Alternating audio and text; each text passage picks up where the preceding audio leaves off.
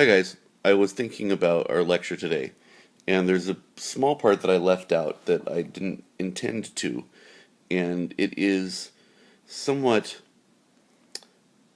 esoteric, but it's important nonetheless, and then you guys need to know it in case it gets used.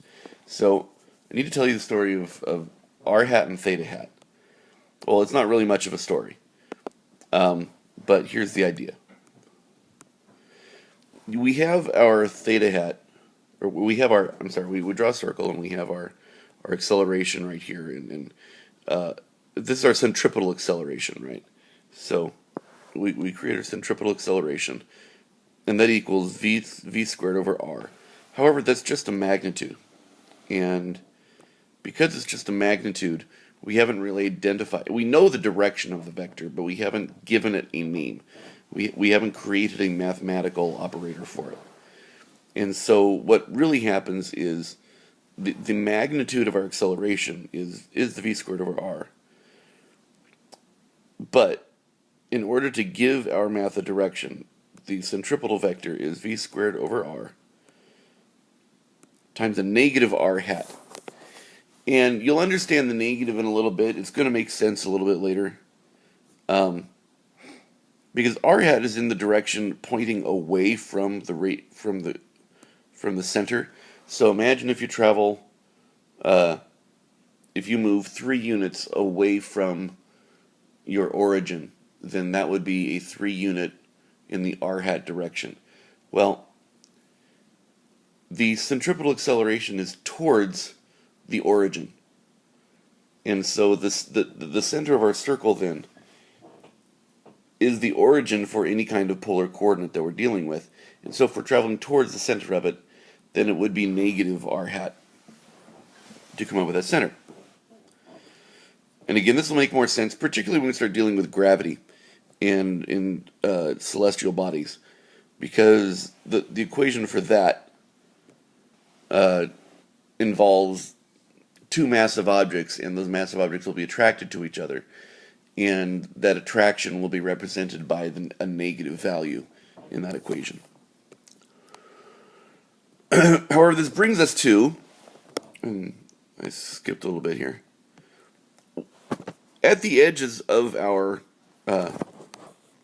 right here where we have our centripetal accelerations, those are, if we have the centripetal accelerations, that means we're moving, and so we're also going to have a velocity for each one of these guys.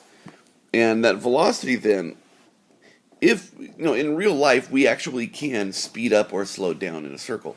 So there is some acceleration that we can have in these particular directions.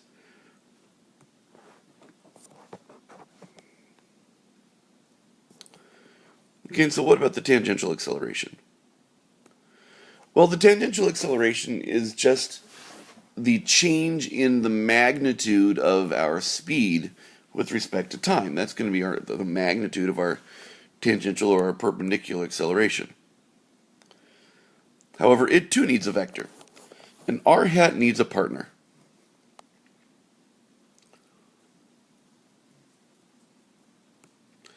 Well, if r hat needs a partner, in the previous cases we've talked about I hat and j hat. And I hat and j hat are orthogonal vectors. Well, when we talk about magnitude and direction, we have two different vectors. We have a magnitude, which is in the r hat direction. Okay, so that's r. But then there's another factor involved, the other variable. Instead of x and y, we have r and theta. And that's what happens here.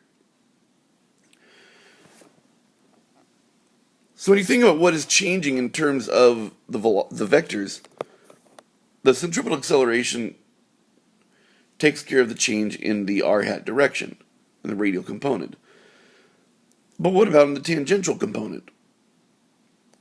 So our perpendicular acceleration is going to equal dv dt with a theta hat.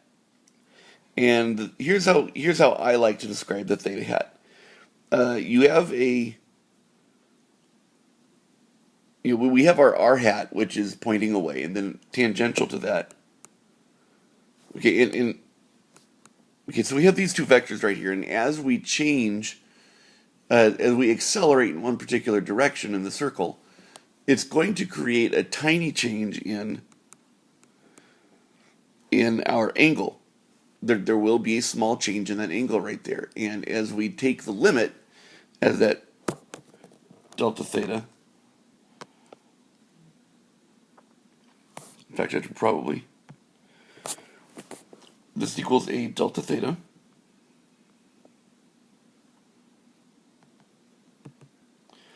And as we take the limit of this delta theta, as it approaches 0, we no longer have a delta theta, but we have a d theta.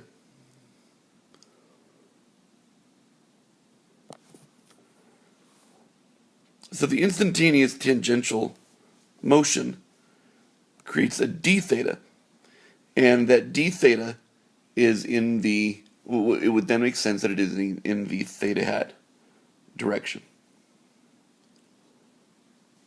And so the unit vector for a tangent is theta hat.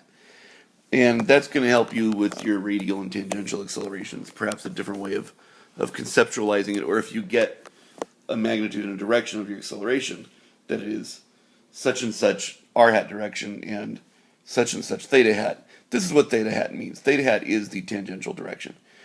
I'm recording this at 11:30. That's why my voice is disappearing. I'll see you guys on Monday.